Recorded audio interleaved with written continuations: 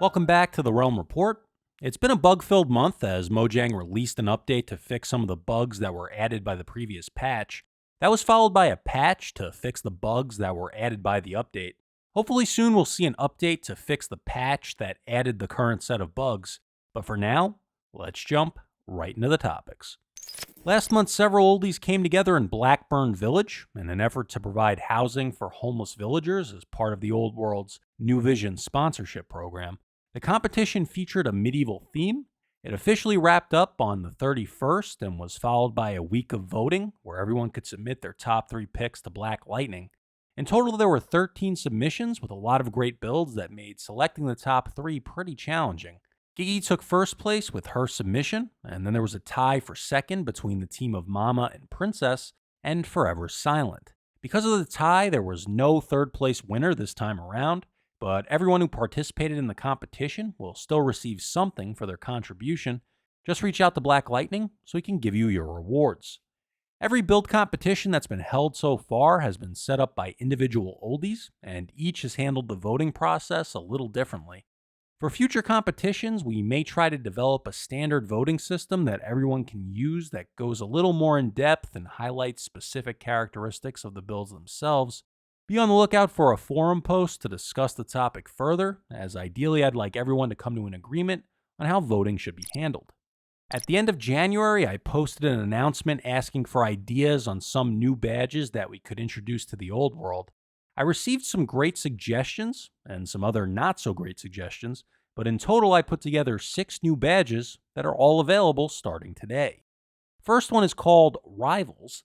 Since we tend to see a lot of the same faces at events, many participants often end up being matched up against each other multiple times. The idea behind the Rivals badge is that you would declare someone as your rival, and if you manage to defeat that person 5 times in 1v1 events, you'd qualify for the badge. It's possible that some people may have already earned this badge. If you're not sure, the records of all past events can easily be found on the wiki. Next we have Comeback King. This is for anyone who finds themselves in the lower bracket in the first round of an event. If you manage to climb your way back up and ultimately win the event, you'd qualify for the Comeback King badge. So we already have several badges that represent each of the core communities, but I wanted to make sure we were acknowledging chartered communities as well. If you currently have a base or build in a chartered community, you meet the requirements for the chartered badge. The next badge is called Three-Peat. This is for anyone who manages to take first place in the same event 3 consecutive times. This one is actually a lot more challenging to earn than it sounds, especially when you take into consideration the number of events we've introduced at this point and the fact that some only come around annually. Again, if you need to check your progress towards this badge, there's a running table on each of the main event pages that tracks the winners from each event. It's a bit of a running joke at this point, the sheer number of times that Resculin has won Discord Champion over the past 2 years. In fact, in the last 25 months, she's only been beaten 5 times, with one of those losses being the subject of debate as to its legitimacy. In addition to the Discord Champion badge, we'll now be introducing the Discord Runner-Up badge. I've already been tracking the runner-ups on the wiki ever since the idea of Discord Champion was introduced, so I see no reason not to have a badge for it. Everyone who's previously been a runner-up will retroactively receive the badge. The final new badge is another event-themed one. The GOAT badge is for anyone who manages to take first place in at least 20 events. This is a long-term badge that won't be obtainable for quite some time, but I'm looking forward to seeing who the first person to get it will be. I've gone ahead and added a tracker to the monthly events page on the wiki in order to review progress on a monthly basis. Just a reminder that it's up to everyone on the server to manage their own badges. While I do my best to monitor certain ones like anniversaries, at the end of the day there's only one of me and roughly 80-something people currently on the roster. Again, the purpose behind the badges is simply to add an additional layer of depth to the server and provide oldies with a sense of direction and objectives. To submit a badge you feel you've earned, you'd first review the badge list in the All Badges info channel. From there, you'll head over to the Submit a Badge channel, open a ticket, and submit the badge to me directly. This month, I went ahead and cleared up some of the Discord channels that weren't really being used and migrated some of that stuff over to the forums. In addition, we added a few new channels based on feedback I've received and some issues we've run into with the server.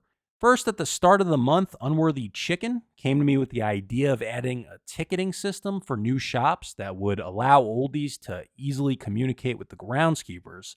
Up until then, this process was mostly handled through private messaging, but when you have someone as unreliable as Zulu fielding messages from people, things end up slipping through the cracks. Before implementing the new process, I surveyed a sample of shop owners about their experiences interacting with each groundskeeper. Unsurprisingly, UnworthyChicken received glowing reviews, with many saying he's the greatest groundskeeper to ever take on the role, and wondering how he could possibly be related to Princess. This is unsurprising, considering that he's now won Groundskeeper of the Month 18 months in a row, despite only being a groundskeeper for 16 months. On the other hand, we have Zulu, who didn't fare as well in the court of public opinion, with many describing him using words I can't say on a family program like The Realm Report. But there was one person who summed it up pretty well by simply stating, "Zuzu, I never heard of her." Nevertheless, we now have a new system in place for setting up shops. When you're ready to open a shop in the shopping district, you'll head over to the Shop Submissions channel. Through there, you'll open a private ticket and provide the groundskeepers with some essential information, and they should get back to you fairly quickly. Another channel we introduced this month was Dojo Checkout. This channel is primarily for new oldies who have finished with the Bagheera Dojo and no longer require a room. Everyone comes into the old world under a different set of circumstances. Some people already know someone on the server and leave the dojo immediately. Others utilize the dojo for an extended period of time. Whatever the case, the purpose of this channel is just to inform us of when rooms need to be reset and ensure we have rooms available when bringing in new players. I need to address a topic that became a source of tension this month. Bed mining is a popular method that people use for mining in the Nether. In the earlier days, it wasn't much of an issue, but as time has progressed, more and more things have been built in the Nether, and not all of it is clearly visible. So I'd just like to remind everyone that if you plan on doing any form of mining in the Nether, please try to do it as far away from the Nether Hub or other established areas as possible. This is to avoid inadvertently griefing someone else's build, as several people have custom designed paths that they've invested a lot of time into. In addition, I recommend reviewing the rules and etiquette video that's available on the channel. It covers some situations you may encounter when playing on a server with other people. On February 26th, we held Snowman's Leaf Spleef 2 at the Aquarius Fishbowl. We had a decent-sized group for the event, but unfortunately we had to contend with a ton of lag this time around.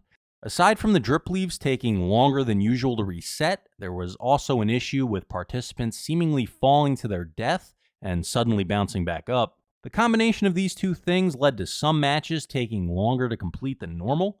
As a result, we introduced a sudden death element where spectators were able to throw snowballs at the drip leaves when both participants had run out.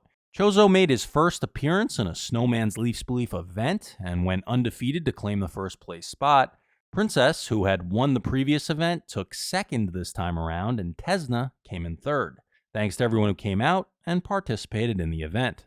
Next month, we'll be holding the second race in the Grand Prix Series. For this one, we'll be heading to the Nether Colony to try out the Pataboo racetrack. This track was built by Chozo back in December, and this is the first time we'll be using it for an event. I advise anyone who plans to participate in this race to head over beforehand and do some practice laps to get a feel for the track. One thing about the Grand Prix series is that these tracks are always available for you to get some practice in before the actual race. As I mentioned last month, one takeaway from the Dome Grand Prix is that we'll only be using chest boats for these races.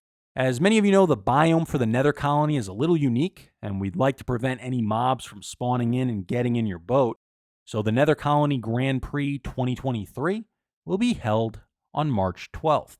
At the end of March, we'll be heading back to the Mount Oldmore Golf and Country Club for another TOW tour. This will be the final tour before we hold the Old World Open in July, where the top 8 finalists will compete for the chance to win the coveted yellow jacket. If you've never tried Ender Golf before, it's a pretty fun and occasionally frustrating event, so definitely consider checking it out even if you only plan on spectating. As always, these Ender Golf events tend to run a little longer than anything else we do, so we'll be starting an hour earlier than the usual event start time. If you happen to be online around this time, you'll be expected to sleep when we ask you to. This is so we'll be able to progress through the course at a steady pace. And with that said, the TOW Tour will be held on March 26th. And that wraps things up for this edition of the Realm Report. See you on the server.